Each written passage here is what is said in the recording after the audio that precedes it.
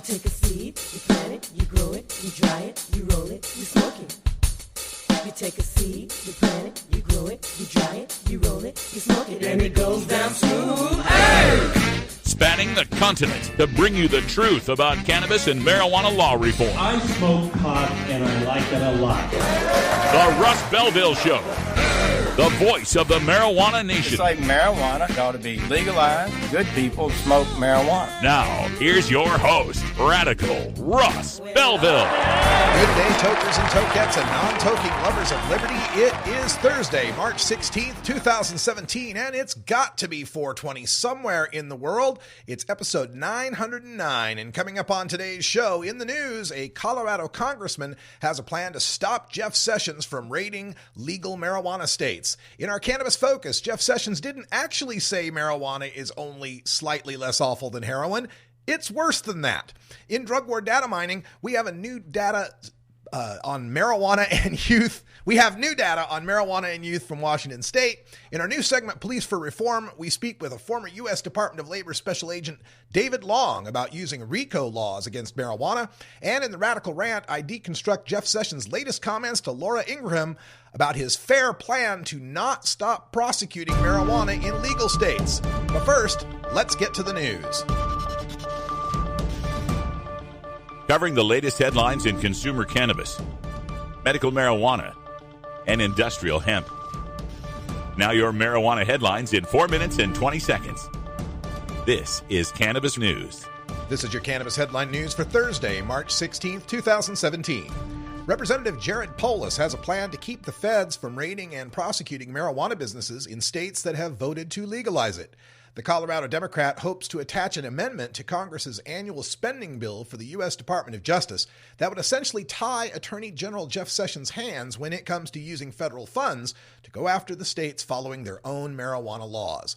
The McClintock-Polis Amendment, named after Polis and Representative Tom McClintock, a Republican from California, is the best bet to keep Sessions from turning negative comments about marijuana into raids and prosecutions related to the drug. Polis said, adding that he's, quote, very confident we'll have a majority and pass this amendment when we have a chance to bring it to the floor, end quote. The New York State Assembly's budget legislation includes a provision to decriminalize public possession of a small quantity of marijuana. This measure would end the current practice of branding such minor offenders with a lifelong criminal record. This legislation would also seal records concerning old convictions for marijuana possession, thereby improving the chances that individuals can obtain gainful employment and move ahead to a successful, productive life. An Arkansas House committee Wednesday advanced a bill to ban medical marijuana in food or drink products. The panel also advanced a bill to ban smoking medical marijuana in certain locations and rejected a measure to allow cities and counties to pass medical marijuana regulations. House Bill 1392 by Representative Robin Lundstrom, a Republican of Springdale, would ban the manufacture, sale, or use of food or drink products containing marijuana. A patient or caregiver of a patient authorized to use medical marijuana would be allowed to put the marijuana in a food or drink for personal use under the bill. House Bill 1400 by Lundstrom would ban smoking medical marijuana any place where tobacco smoking is not allowed, or in the presence of a person under age 14, in a vehicle, in the presence of a woman the smoker knows is pregnant, or in a place where smoking the drug would likely cause a person not authorized to use marijuana to be under the influence of marijuana, such as a small enclosed space. The bill also would ban anyone under age 21 from smoking medical marijuana. A joint resolution adopted today by the European Parliament and the European Union condemned the brutal drug war slaughter facilitated by President Rodrigo Duterte in the Philippines. The resolution notes that, quote, over 7,000 drug-related killings by the police and vigilantes have been reported since President Duterte took office, end quote, and that he, quote, has vowed to continue his anti-drug campaign until the end of the presidential term in 2022, end quote. The European Parliament, quote, strongly urges the Philippine authorities and military to strictly adhere to international humanitarian law to put an end to extrajudicial killings related to the anti-drug campaign, end quote. In a related development, Philippine Representative Gary Alejano accused the president of culpable violation of the Constitution, betrayal of the public trust, graft and corruption, bribery, and other high crimes related to killings linked to his war on drugs and allegations he kept secret bank accounts. The president of the industrial supply company Uline offered her ill-informed comments on marijuana on her company's most recent newsletter. Quote, "Have the politicians gone mad?" End quote, asks Liz Uline. Referring to inactive metabolites that do not cause impairment, Uline warns, quote, "Marijuana stays in your system for at least 5 days. This can affect Uline warehouse employees who go up 30 feet in the air to pick products off of the shelves." End quote. Uline reveals she knows less about marijuana than, quote, "your grandchildren or grandchildren who may be busy telling you it's safer than alcohol," end quote, which is objectively true. Uline concludes that marijuana is, quote, "bad news," and that it, quote, "remains a gateway drug," end quote, which science has concluded it never was. Legal marijuana businesses may want to reconsider their choice of industrial suppliers. Somebody donated a lot more than they intended to the Goodwill in Monroe, Washington last week. Goodwill employees got a surprise when they opened a donated cooler and found marijuana. Monroe police were called in to investigate. Quote, "The employees were surprised when they opened the lid," end quote, the police said in a tweet. The Monroe Police Department said the cooler contained 3.75 pounds of pot with an estimated street value of $24,000. They are looking at surveillance video to see if they can find who may have dropped it off. This has been your Cannabis Headline News for Thursday, March 16, 2017. I'm Russ Belville. In the interest of fair and balanced journalism, the Russ Belville Show presents the anti-drug public service announcement of the day. Welcome to the Brain Warehouse. We provide new ways to cure any effects cannabis may have on your health. Talk about some. You a puker? Hey? No? You know about the new spew stopper? No, I'm alright, mate. This latest model reduces carrying 95% more cannabis seeds. The Freak-Out Free X50. You know, back in the old days, before these came out, you lost it on weed and phew, that was it. Imagine that. You want it installed? With stronger strains than ever before. Mess with cannabis and you could mess with your mind. If you'd like to find out more, talk to Frank. This has been the Russ Belville Show's anti-drug public service announcement of the day, exclusively on RadicalRuss.com.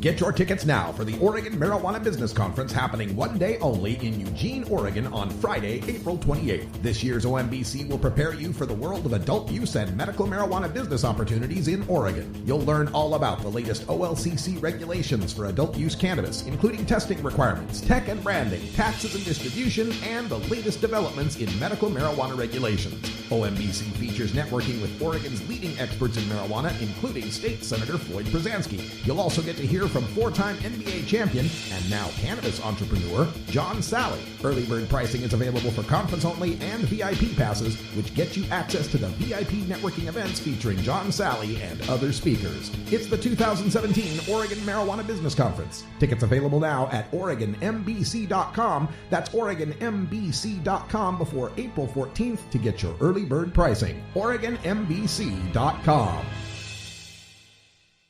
You're listening to Radical Russ on the Russ Belville Show. Warning, hits taken on this show are larger than they appear. Do not try this at home. These people are professionals. Or at least they pay me to say that. What is your major malfunction, numbnuts? A public service message from the Russ Belville Show.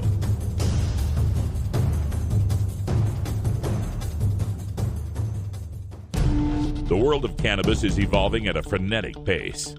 The Russ Belville Show gets behind the headlines to take a deeper look at breaking news in our Cannabis Focus. As I posted yesterday, in Attorney General Jeff Sessions' prepared remarks for a speech he delivered to law enforcement in Richmond, Virginia, he suggested obliquely that marijuana is safer than heroin, but not much. This was from his prepared remarks. Quote, "I realize this may be an unfashionable belief in a time of growing tolerance for drug use, but too many lives are at stake to worry about being fashionable.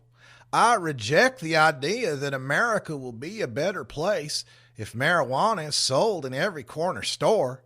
And I'm astonished to hear people suggest that we can solve our heroin crisis by legalizing marijuana so people can trade one life-wrecking dependency for another that's only slightly less awful. Our nation needs to say clearly once again that using drugs will destroy your life. End quote. Well, that may be what the speechwriter prepared for Sessions, but as it turns out, he went off script during that speech. As Tom Angel reports, Sessions ad-libbed through that section of the speech and dropped the life-wrecking dependency part altogether. I have the full audio that I got from an NBC feed on this. It was reported on U.S. News and World Report. This is Jeff Sessions and what he actually said yesterday in Richmond, Virginia. I think we have too much of a tolerance for drug use. Psychologically, politically, morally. We need to say, as Nancy Reagan said, just say no. Don't do it. There's no excuse for this. It's not recreational. It can be destructive, and it consistently is destructive. Lives are at stake, and we're not going to worry about being fashionable, in my view, at this point in time. We're going to see, and we're already seeing, the death and destruction that results from the prevalence of drugs in America, and the argument's not going to be that hard to win in the months to come. People will see too many of the people they know losing their lives. I reject the idea that we're going to be better placed if we have more marijuana, and you can just go down to the corner grocery store and get it. Give me a break. This is high purity THC content marijuana. And it's not a healthy substance, particularly for young people. I'm astonished to hear people suggest we can solve our heroin crisis. Have you heard this? By having more marijuana. Well, how stupid is that? Give me a break. So we're going to have to stand up and confront that. Tell the truth here. Our nation needs to say clearly once again that using drugs is bad. It will destroy your life. In the 80s and 90s, we saw campaigns stressing prevention. I spent a lot of volunteer time with volunteers in my hometown, as I think happened all over. Many of you participated in those, and it did work. We can do this again. Educating people and telling them the terrible truth about drugs and addiction will result in better choices by more people. We can reduce the use of drugs, save lives, and turn back the surge in crime that inevitably follows in the wake of increased drug use. So that was his actual remarks that he varied from his prepared remarks, and there's a lot to unpack there, so let's just do that. First of all, he opens with this. I think we have too much of a tolerance for drug use. Psychologically, politically, morally. So at the very minimum, I think we can expect from the Trump administration a return to the rhetoric of the drug war era, a strong government campaign, a strong anti-drug campaign from the government, because the Trump administration, their whole tagline is "Make America Great Again." And as far as Jeff Sessions is concerned, America was great from 1980 to 1992 when it comes to drug policy. We need to say, as Nancy Reagan said, just say no. Don't do it. There's no excuse for this. No excuse for this. And when it comes to those of us who would put forth the argument that marijuana is safer than alcohol and that we have our choices to be considered here, he doesn't believe that. He believes in his core that the pharmacology of marijuana itself leads to crime and devastation, leads to addiction and misery. It's not recreational. It can be destructive, and it consistently is destructive. Consistently is destructive. He doesn't believe there are people like you and me who can use cannabis every day, multiple times a day, and still be functioning, productive members of society, law-abiding citizens in this country. Jeff Sessions' bigotry is obvious on this issue. And like his bigotry in other areas, it precludes him from rational thought. It precludes him from understanding the science, the reason, the evidence that we have. He really believes that as the government moves forward and projects a strong authoritarian anti-drug message, that the people are going to be on his side. We're going to see, and we're already seeing, the death and destruction that results from the prevalence of drugs in America, and the argument's not going to be that hard to win in the months to come. And as he continues to paint this picture that I think is what he sees in his mind when we talk about marijuana legalization. He really believes that out here in Portland, Oregon, or in Seattle, Washington, or any of these places, Denver, Colorado, that you can walk into grocery stores and buy marijuana. I reject the idea that we're going to be better placed if we have more marijuana, and you can just go down to the corner grocery store and get it. Give me a break. Now, I'm not against that necessarily. It'd be nice for me to be able to go down to the corner grocery store and get some marijuana, but that's not happening in any state that has legalized marijuana. We're forced to go to separate stores, individualized stores. Imagine if the average American who wanted to just buy a beer had to go to the beer store. And that's all that was sold there is beer. Now, I know we have liquor stores, like here in Oregon, the only place you can get tequila or rum is going to be at the liquor store. I'm talking just beer, though. Like, that's the only place you can get it is a beer store. Maybe that's the case in a few places in America, but for most of America, I think people would reject that pretty soundly. And he also continues to promulgate this myth, this fear that somehow the potency of marijuana makes some sort of difference. This is high purity THC content marijuana, and it's not a healthy substance, particularly for young people. See, this argument about the high potency THC of marijuana always makes me wonder. You know, these guys are always saying this is not your father's Woodstock weed. That the weed that your parents smoked back in the Summer of Love era was this weak, impotent 4 or 5% THC weed. Okay, so you're kind of telling us that today's weed is more dangerous, right? That would mean logically that yesterday's weed was less dangerous, right? So can we just legalize that? Can we do like we did when the end of alcohol prohibition happened and just legalize 3-2 beer? Like federally, any weed below 15% is now legal. No, you can't. They want to say that today's marijuana is terribly deadly dangerous, but also yesterday's marijuana was terribly deadly dangerous. It's all terribly deadly dangerous.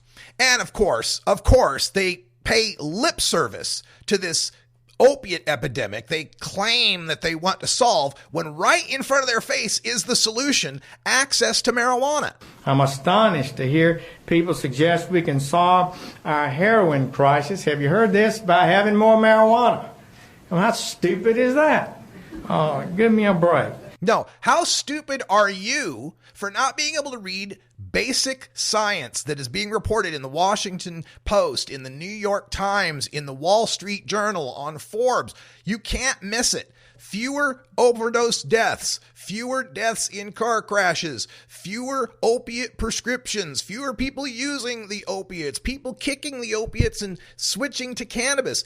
It's in front of your face. Everybody can see it. Nobody is buying this bullshit, Attorney General Sessions.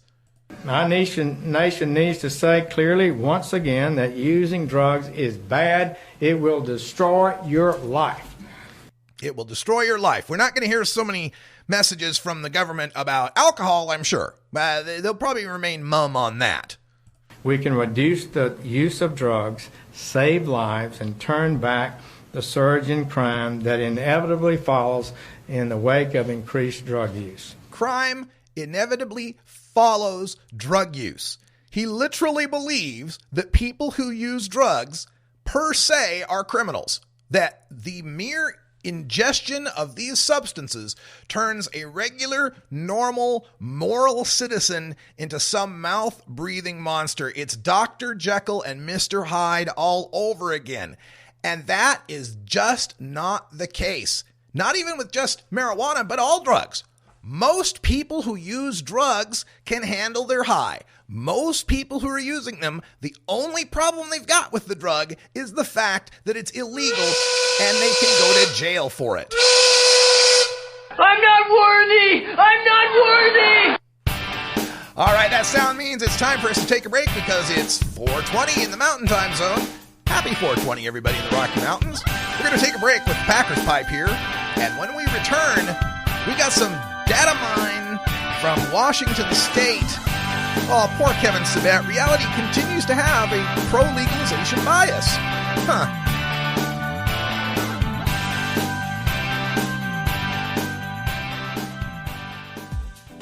The Russ Belville Show is proudly sponsored by the Marijuana Business Association. The MJBA, called by NBC News the Cannabis Chamber of Commerce, is the fastest growing business association in the fastest growing industry in America. I've been working with the MJBA for years, and I personally invite you to join the MJBA. MJBA also publishes the popular MJ Headline News on Facebook and the MJNewsNetwork.com and Marijuana Channel 1 on YouTube. Visit mjba.net for more details. You're not high? You're listening to the Russ Belville Show. I do support the use of medical marijuana, and I think even there we need to do a lot more research. Okay, well, maybe you're high, too. Warning. Hits taken on this show are larger than they appear. Do not try this at home. These people are professionals. Or at least they aim you to say that. Cool. A public service message from the Russ Belville Show.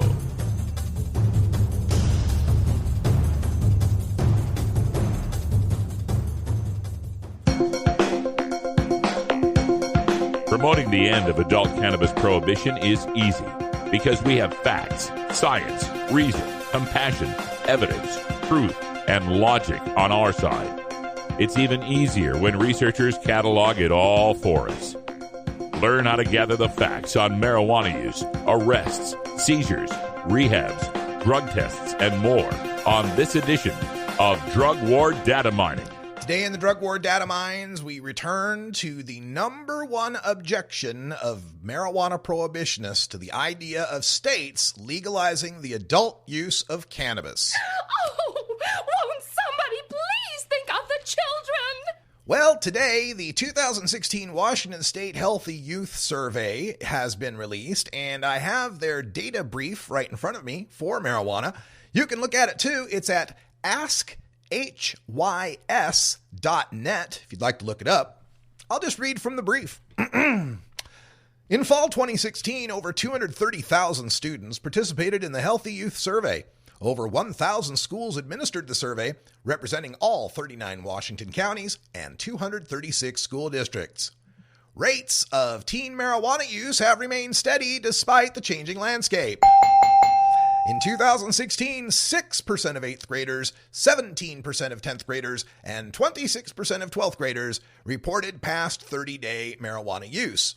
About half of those who used marijuana in the past month indicated they used on 6 or more days, 41% of 8th graders, 45% of 10th graders, and 52% of 12th graders. But again, let's reiterate, rates of teen marijuana use have remained steady despite the changing landscape. The majority of current marijuana users, about 2/3 of 8th and 3/4 of 10th and 12th graders, usually smoke marijuana. A much smaller percentage reported usually eating, drinking, or vaping marijuana. There was a decline in 2014 in 12th grade current users who usually vaporized it from 7% to 5%. Now, the perceived ease of obtaining marijuana remained stable at 8th and 12th grade or declined 10th grade between 2014 and 2016. We legalized marijuana in Washington State. We put it in adults-only stores that check IDs. And the 8th and 12th graders say it's still just as easy or hard to get marijuana. It didn't really change. The 10th graders said it was harder. The 2016 10th graders, 27% of them said it's very easy to obtain marijuana. In 2014, that was 32%. It got harder for high school sophomores. The 8th and 12th graders, about 40% of the 12th graders say it's very easy to get. Now, where teens obtain marijuana may be changing, according to the report. Of those who obtained marijuana in the past month, the percentage buying it at a store decreased from 2014 to 2016 among 8th graders and 10th graders. Among 12th graders who obtained marijuana, the percentage getting it from friends decreased 63 to 57, and giving money to someone else to purchase it increased 16 to 19%. All right, so among the younger kids, fewer of them are able to get it through stores. Among the 12th graders, now again, a 12th grader, you're talking about someone that's 17 years old, possibly 18 years old. They're giving money to people to buy it from the legal stores. That did increase. But here's something to consider. Where else were kids getting their marijuana? From their own grows or from dealers? Marijuana of dubious purity and dubious content. So at least if these 12th graders, about 1 in 5, are giving a straw purchaser money to buy marijuana for them, at least the marijuana they're getting is tested and guaranteed. Now, another fact from the Washington Healthy Youth Survey, declining perceived risk of regular marijuana use among 8th graders should be carefully monitored. The percentage of 8th graders perceiving great risk in regular marijuana use fell from 53% in 2014 to 48% in 2016. Okay, they also say many teens perceive little risk of marijuana use. In 2016, 1 in 5 8th graders, 1 in 3 10th graders, and almost half of 12th graders perceived no or slight risk to regular use. But here's an interesting thing. That fact doesn't live in a vacuum. From 2014 to 2016, fewer kids think it's risky. Fewer kids see a problem with using marijuana, and yet, what was that headline at the top? Rates of teen marijuana use have remained steady despite the changing landscape. So even though the kids are finding less risk in it, that's not leading them to take it up. Now, they do have a concerning point here. Too many teens are driving after using marijuana. 51% of the 12th graders who reported using marijuana in the past 30 days reported driving within 3 hours of using marijuana at least once in the past 30 days. All right, wait a minute. Now, that's not fair. No, that's not fair. They're not crashing their cars because they've smoked marijuana within the past 3 hours before they drove. The thing I'm concerned about for these 12th graders is Washington State has a 5 nanogram per se DUID and zero tolerance for people under the age of 21.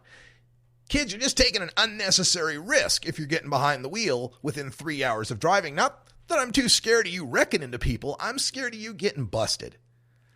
And finally, last point, state, local, and community prevention efforts are crucial for addressing youth marijuana use. They leave a few websites for you. StartTalkingNow.org and learn about marijuana like Washington.org. You can find all their fact sheets at AskHYS.net. Some other quick facts from this. The alcohol use declined among the Washington kids. Binge drinking declined. Cigarettes declined. E-cigarettes declined. Painkillers declined. Other illegal drugs, slight uptick.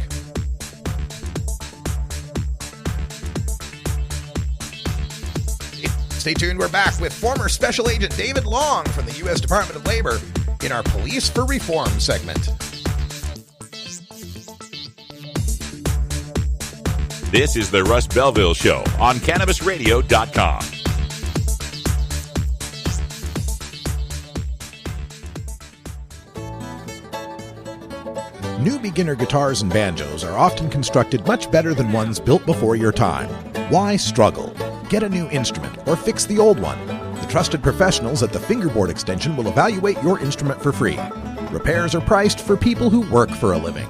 Stop by the Fingerboard Extension downtown Corvallis at 120 Northwest 2nd Street today or check out its inventory on the web at fingerboardextension.com. You're listening to the Russ Belville Show. I drank beer heavily and tried drugs enthusiastically. You can find Radical Russ online everywhere.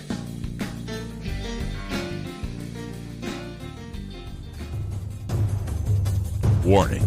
Hits taken on this show are larger than they appear. Do not try this at home. These people are professionals. Or at least they pay me to say that. I smelled some marijuana smoke in Vietnam. A public service message from the Russ Belville Show.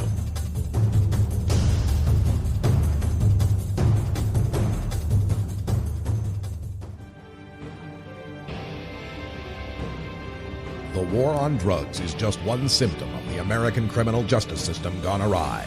Reforms are desperately needed in the areas of mass incarceration to asset forfeiture, police brutality to racial profiling, mandatory minimum sentencing to solitary confinement, and so much more. One group of law enforcement professionals has recognized the need to reform policing to better protect and serve the people. Join us now for another discussion with a speaker from LEAP, the Law Enforcement Action Partnership, in this edition of Police for Reform. Welcome back, everybody. 30 after the hour, and we inaugurate our new segment, Police for Reform, with our special guest from LEAP, David Long. David, welcome to the show. Thank you. Happy to be here. So glad to have you here as well as we expand this segment to cover more areas of criminal justice reform, just as Law Enforcement Action Partnership has expanded their mission. Tell our folks a little bit about yourself. I've let them know that you were a special agent for the Department of Labor, but give an idea what your job was all about. Sure. I was a special agent with the U.S. Department of Labor's Office of Labor Racketeering, which is a law enforcement unit within the Department of Labor. We were tasked with mainly investigating labor union corruption, and which involved a lot of organized crime. I'm also an attorney by training, and I'm currently a professor of criminal justice and legal studies. The term racketeering is something that came up on our radar recently as we reported on the current Attorney General, Jeff Sessions, in an interview with conservative talk radio host Hugh Hewitt, who had suggested that the marijuana movement, the legalization of marijuana in the 8 states now, could be brought to its knees through RICO prosecutions, the Racketeering Influenced Corrupt Organizations statutes. I imagine you've got a lot of knowledge about those statutes that I lack. So could you tell folks a little bit, what is RICO? How does that work? Well, RICO came about, there's actually, on the federal level, there's civil RICO and criminal RICO. And the statute came about as an effort to really get at the underpinnings of organized criminal activity. And basically, there's certain crimes that underlie any RICO prosecution. They're called predicate offenses, and they could be anything from drug trafficking to trafficking and anything, cigarettes or child pornography. Almost anything you can think of could possibly be a predicate offense under RICO. And it's really designed to get at those criminal actors that may not be actually taking the actions, but more part of the conspiracy offense.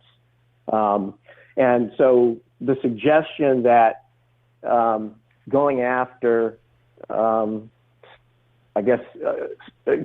actors in states that have legalized marijuana, that would be an unprecedented use of the RICO statutes, an unintended use of the RICO statutes, may add as well.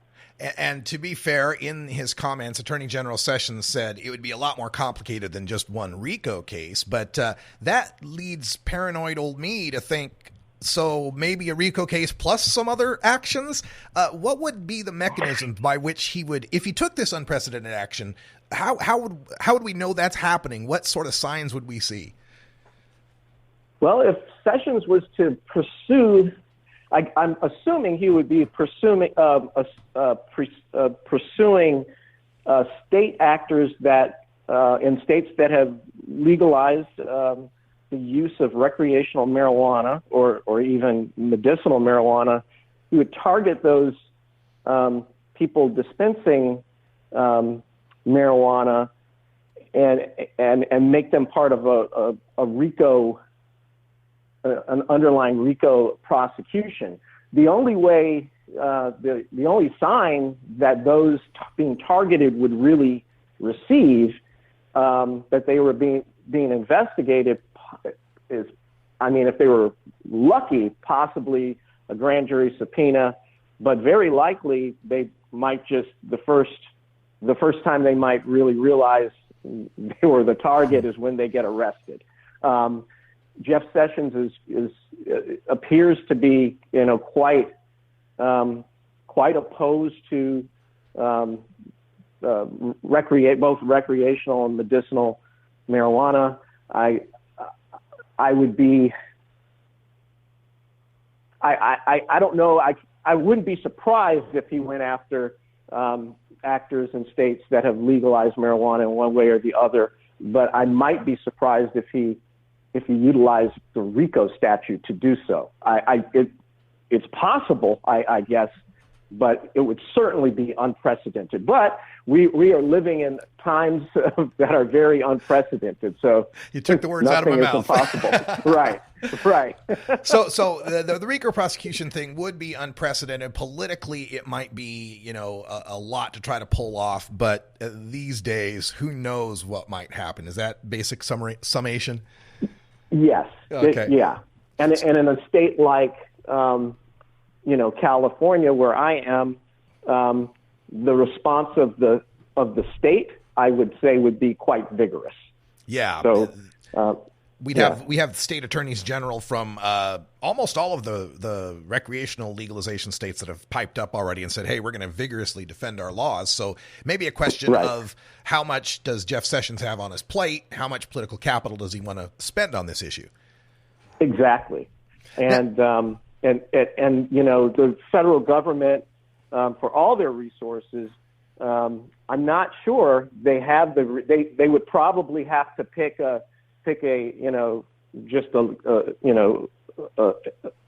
case, a deterrent, a case for deterrence, because the federal government really doesn't have the resources to run around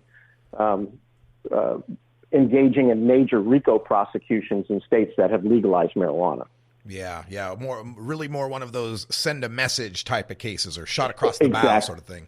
Exactly. We're speaking with former Special Agent David Long, who worked at the U.S. Department of Labor's Office of Inspector General. And given your background working with labor and unions and corruption and such, I wanted to talk to you a little bit about California. We'd had a case with the UFCW, United Food and Commercial Workers, one of their leaders getting embroiled in some sort of corruption scandal I'm still not quite understanding. But what is the state of labor relations with respect to the emerging legal marijuana industry, and is there attention from the U.S. Department of Labor regarding possible corruption? Wow, that's a great question. I'm not sure I know the answer. At this point, as far as the position of the U.S. Department of Labor, I would guess it would be one of severe reaction. And I don't say that after having read anything. I just say that after watching the Trump administration at work. So as far as union relationships with the new, medicinal and recreational marijuana industry, I actually can't speak to that. I don't know. Okay.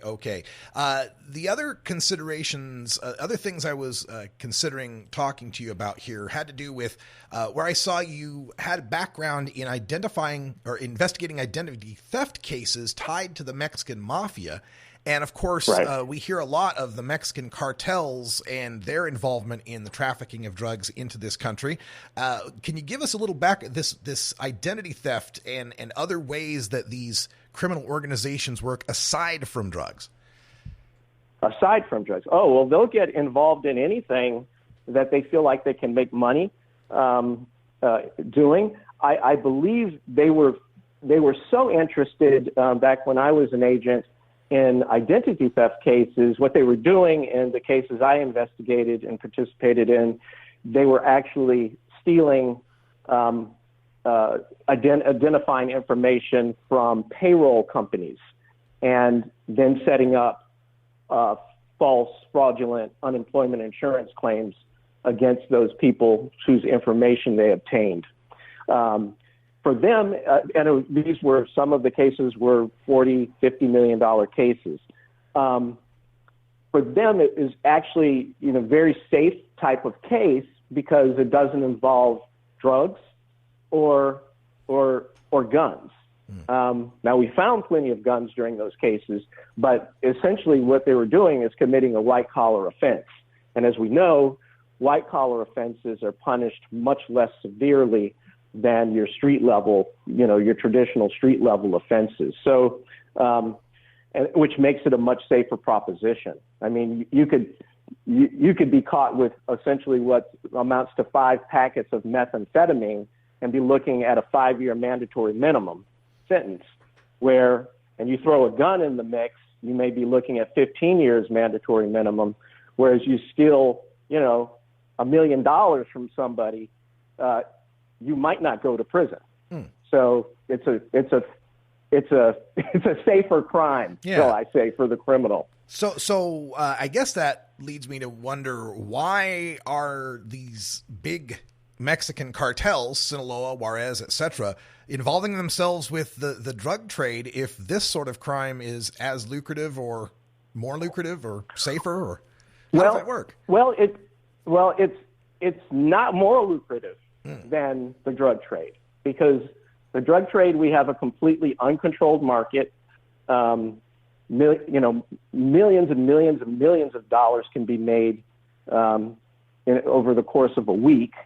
For example, as opposed to the identity theft crime that I was just telling you about, I mean, it took some work, and it took a number of people, to put this together. There's a lot of paper involved that is easily reproduced by the state as well, because they're filing forms that the state requires. They're fraudulent forms, but they're filing forms that the state requires. So the state actually has duplicate copies. So there's a paper trail.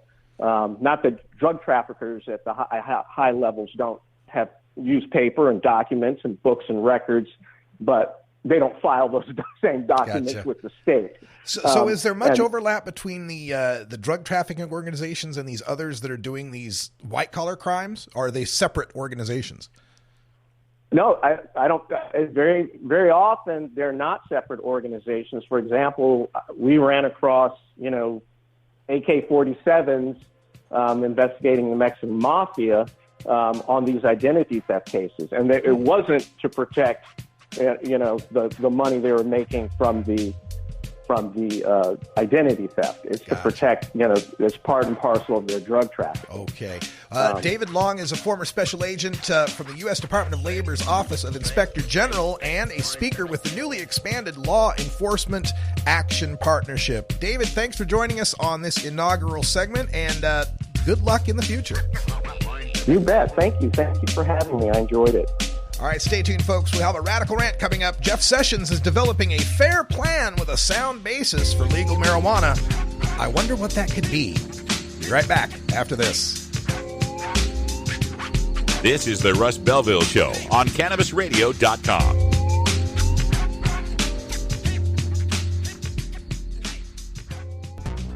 When you are starting up a medical cannabis business, you want a fired-up lawyer who understands the needs of cannabis consumers.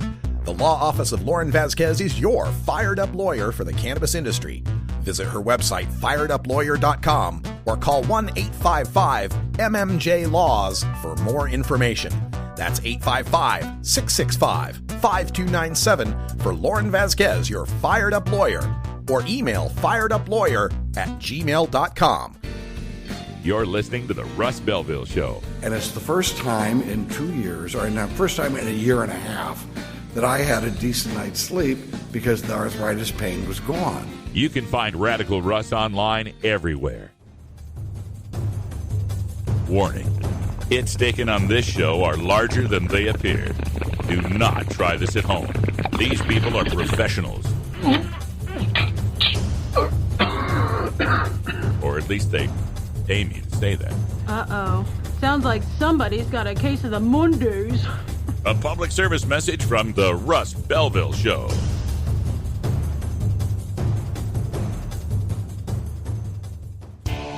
Total war against public enemy number one. 10 federal criminal penalties for 1 ounce of marijuana. Marijuana is probably the most dangerous drug. Just say no. Legalization is just another word for surrender. I experimented with marijuana and didn't inhale. This is not medicine. This is a Cheech and Chong show. Encourage people to use less drugs. I inhaled. That was the point. I think it would be a mistake to legalize. Negative reports coming out of Colorado. Good people don't smoke marijuana. Radical Rant.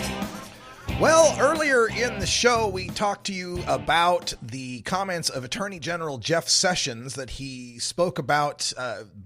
He had a speech that he had made, but we got his original remarks as they were prepared. He went off script and instead delivered a whole bunch more reefer madness, and we wanted to explore some more of that here on the show, so we're going to switch over here to the other window. I'm getting something fixed real quick here.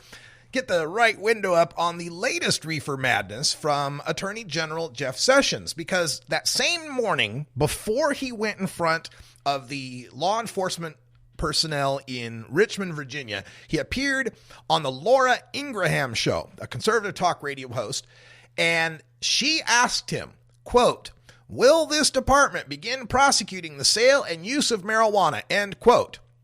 The Attorney General once again warned about marijuana being sold in the corner grocery stores. He added that legalization inevitably increases teenage use, and he explained that he's, quote, "not going to stop prosecuting marijuana in those states," end quote, and that the Department of Justice is, quote, "going to develop a fair plan," end quote, to address that and to address the fact that marijuana, quote, "still remains against federal law." Now, once again, like we did yesterday, I'm going to play the whole clip for you so you can judge the context and the tone for yourself, and then we'll break it down. This is Laura Ingraham on her show yesterday interviewing Attorney General Jeff Sessions. Attorney General Sessions, on the issue of marijuana use, the Obama administration decided that it was not going to go after recreational marijuana use. Obviously, legalization efforts across the country are being pushed by a lot of big business interests. I call them big pot.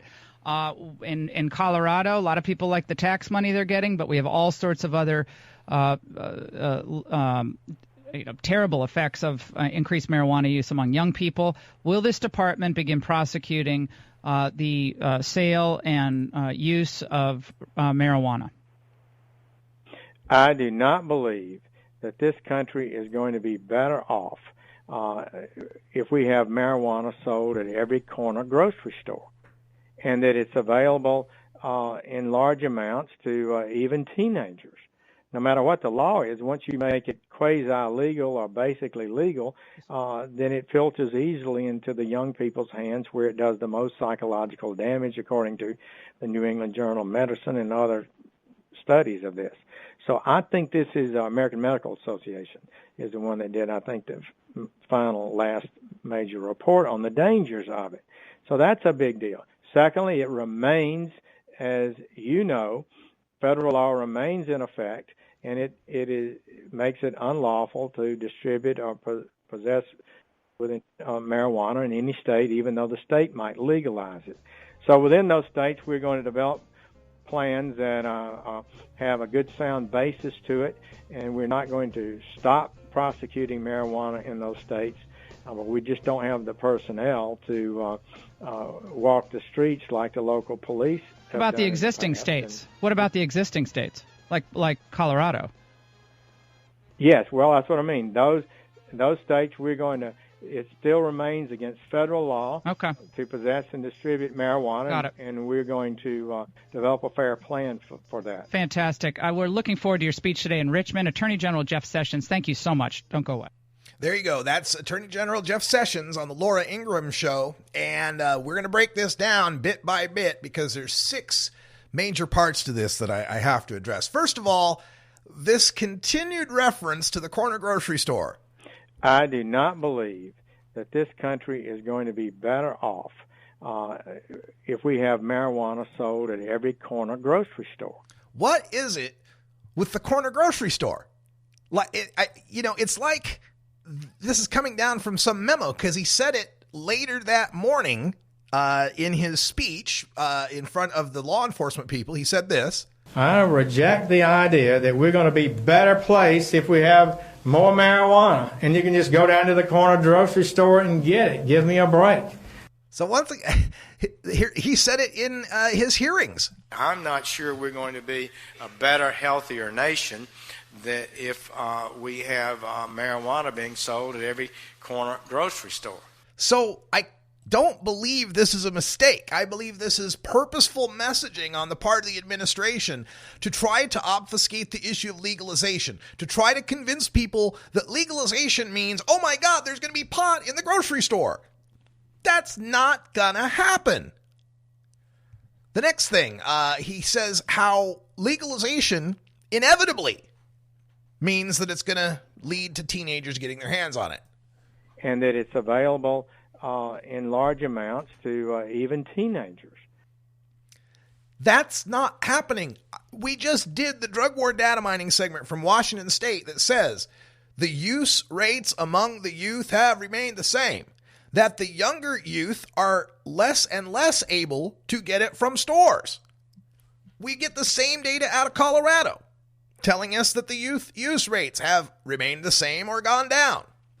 This is despite the fact that all across the country, the youth perception of the dangers of marijuana has declined, which I always say isn't a decline in the perception of risk. It's an increase in the understanding of marijuana. Of course, if you were taught as a young person that marijuana is the gateway drug to heroin that's worse on brain damage than an A-bomb blast on Bikini Island, and then later you learn, oh wait, it's a medicine and it doesn't kill people, yeah, your perception of its risk is going to decline. And their disapproval of use has declined.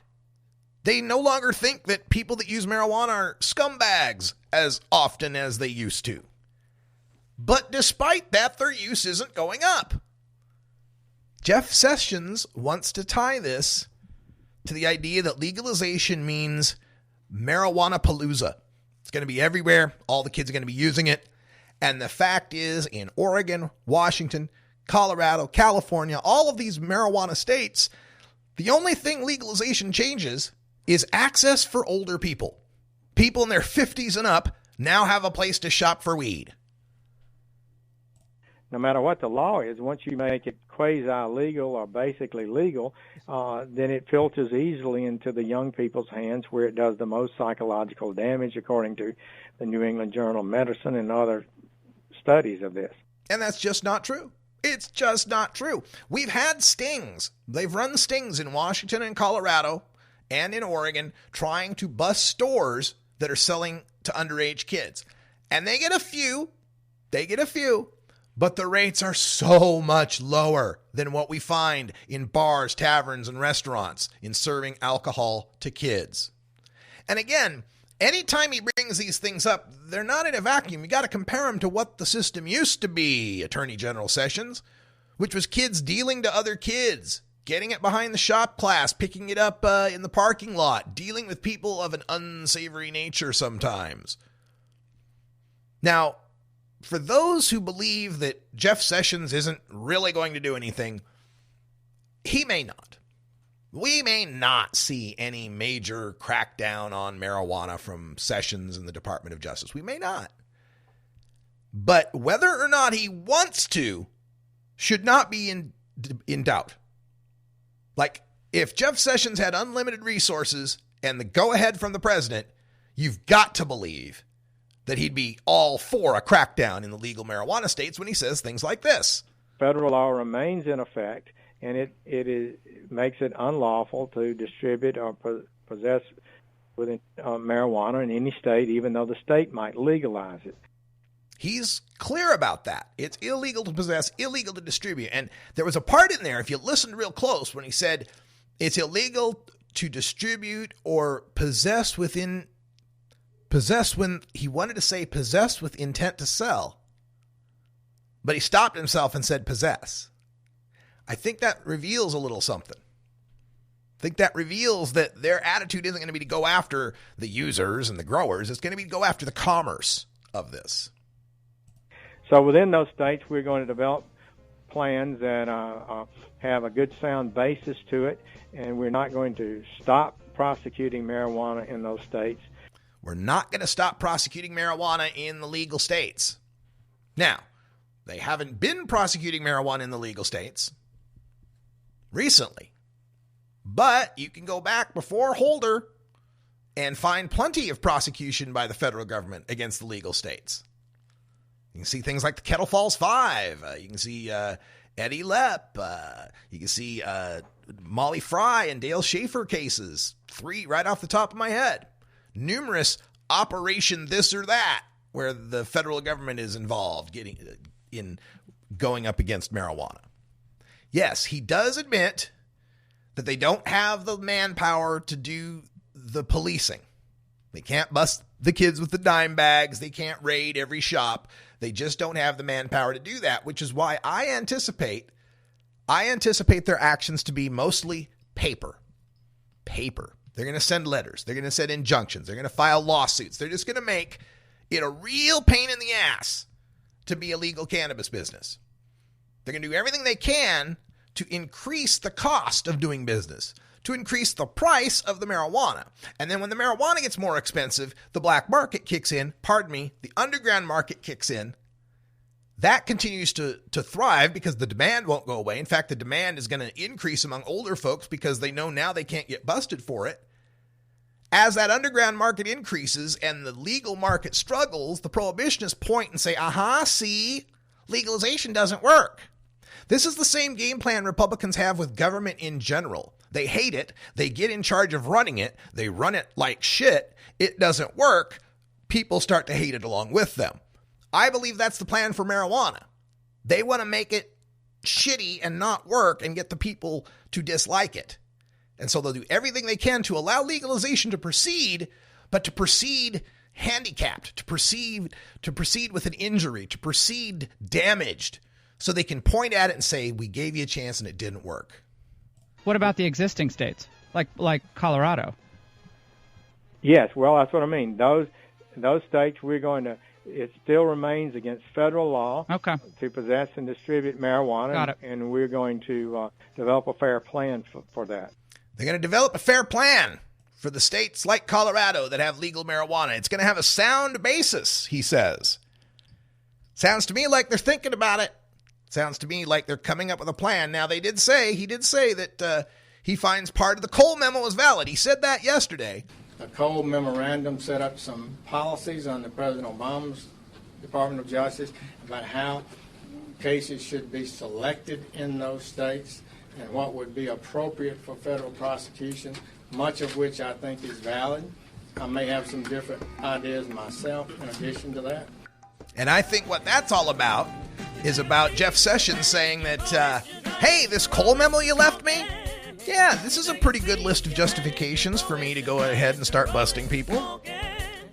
I got a news story come across my desk right before the show talking about a bust in Colorado that they're working on, feds and local, that has to do with trafficking of legal marijuana out of state.